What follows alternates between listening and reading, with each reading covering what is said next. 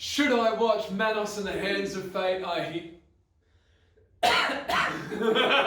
Should I watch Manos in the Hands of Fate? I hear you asking. Well, allow me to regale you the tale of a man named Harold P. Holt.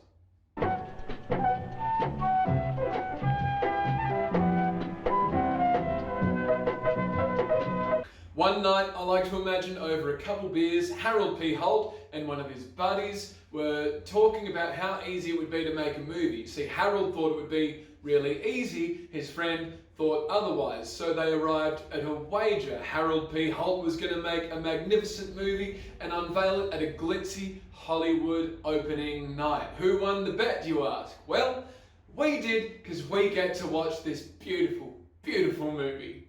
Now, at first, you're going to think that the movie's quite boring because it begins with 4 to 5 minutes of just a scene of this car winding its way down a desert road.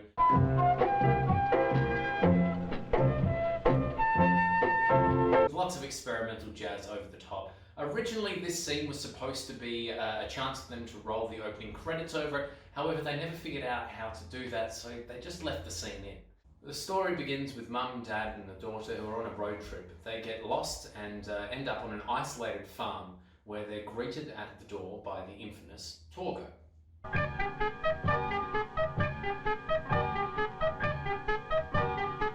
For the entirety of the film, Torgo walks around like a strange goat man from hell. And it's just fascinating to watch, not only because of his goatish gait, but also it's said that he was on acid for the entirety of the film. From here on out, it's a wacky ride involving a polyamorous cult led by Manos. Arise, my wives. Give ear to the words of Manos.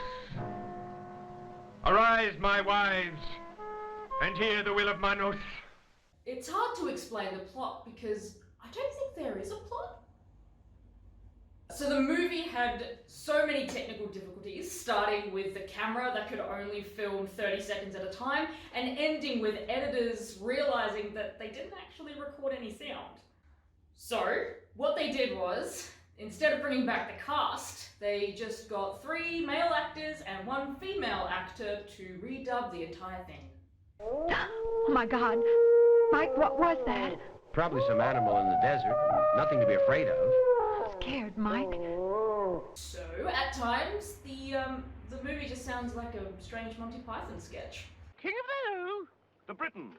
Who are the Britons? Well, we all are. My favourite thing about Manos in the Hands of Fate is its score. This crazy experimental jazz perfectly sums up how wild and erratic and bizarre this film is.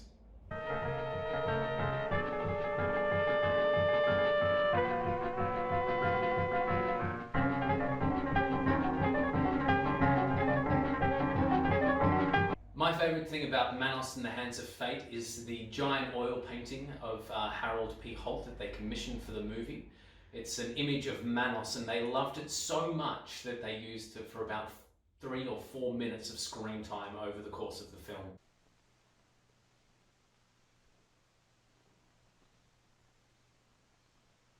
My favourite thing about Manos is the fact that the savage killer dog is in fact just their family pet who's just really excited to be there and he just really wants to play.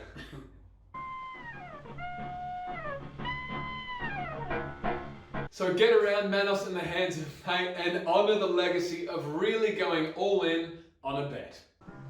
You are a troublemaker. You deserve to die.